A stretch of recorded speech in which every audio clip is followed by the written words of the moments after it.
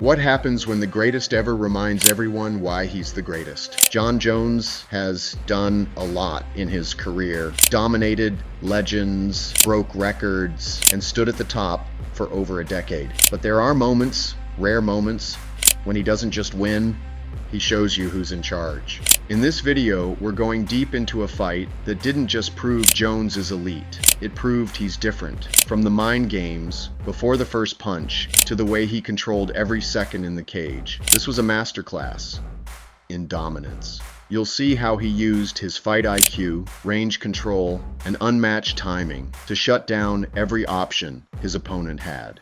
If you're into greatness, real fight strategy, those rare performances that leave no doubt, hit that like button, subscribe, and stay tuned. Because when Jon Jones shows who's the daddy, it's not a fight, it's a lesson. Asked some of the best fighters in the sport, not just with physical skills, but with unmatched fight IQ, mental sharpness, and cold-blooded control.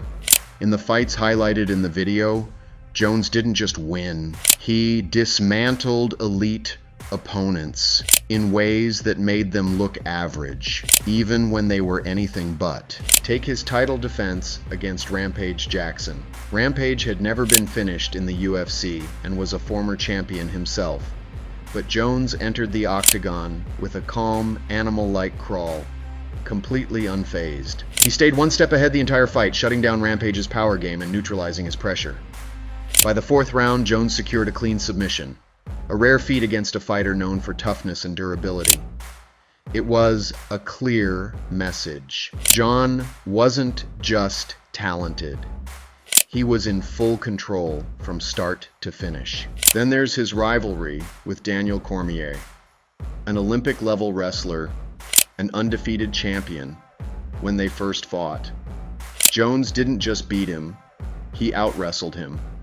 In their rematch, Jones took his strategy to the next level, mixing movement, range, and setups before landing a brutal head kick that dropped DC and ended the fight. Against a fighter like Cormier, who had never been finished, this was a moment that truly separated Jon from everyone else.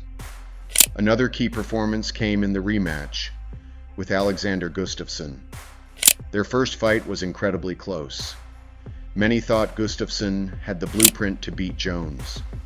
But in the second fight, Jon came in smarter, sharper, and far more dangerous.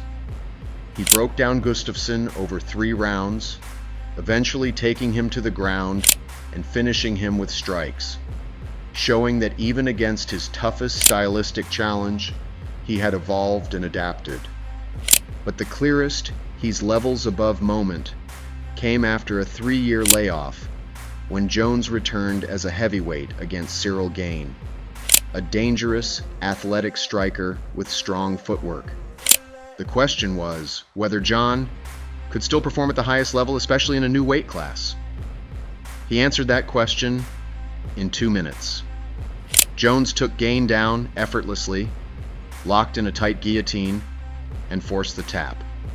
No damage taken, no ring rust, just pure dominance. Against the #1 contender in a division he hadn't fought in before. What separates Jones from the rest isn't just his skill, it's how he handles pressure, adapts mid-fight, and breaks fighters down both physically and mentally. He takes away their strengths, exposes their weaknesses, and leaves no doubt. That's why fans, commentators, and even other fighters say Jon Jones isn't just great. He's on another level entirely.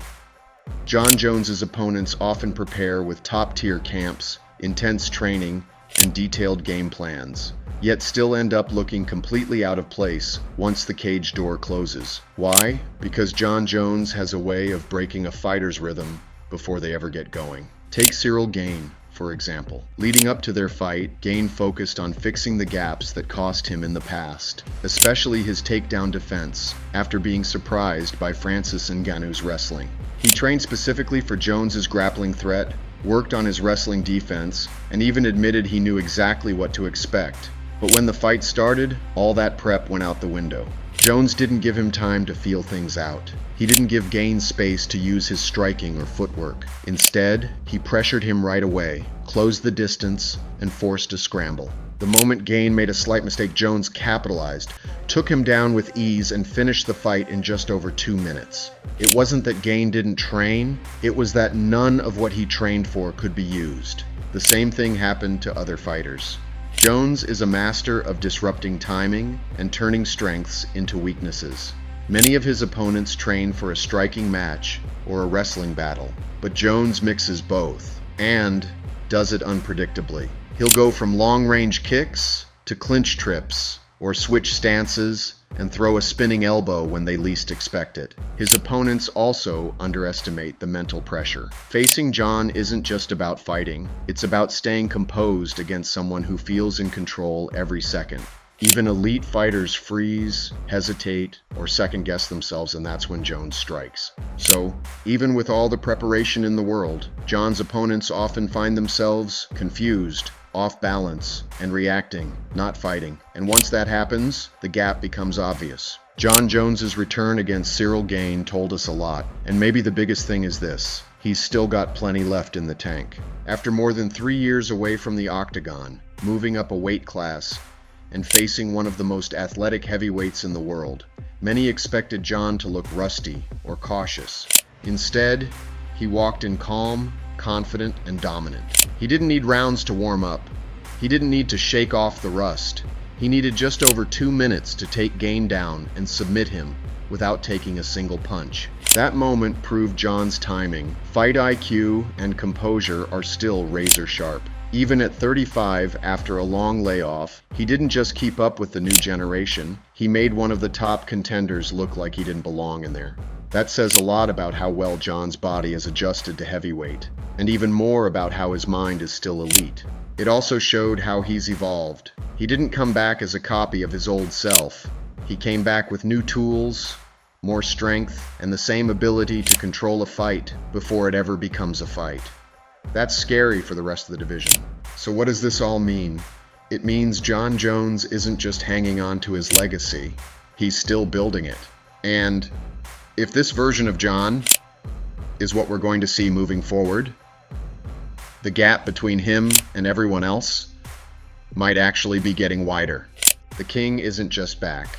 He never really left, and he's still got more to prove. Jon Jones didn't just come back, he reminded everyone why he's in a league of his own. After years away, he stepped into a new weight class and made it look easy. No warm-up, no struggle, just total control from start to finish. That moment wasn't just a win, it was a statement. Jon still has it, and maybe now, he's even better. From outsmarting legends to finishing top contenders in minutes, Jon continues to prove why he's the most complete fighter we've ever seen. And if this is what he looks like after 3 years off, just imagine what's next. Whether you're a longtime fan or just now tuning in, you're watching greatness in real time. So if you want to keep up with moments like this, don't miss out. Hit that like button, subscribe, and stay locked in. More fight stories, more breakdowns, and more Jon Jones moments are coming your way. Stay tuned.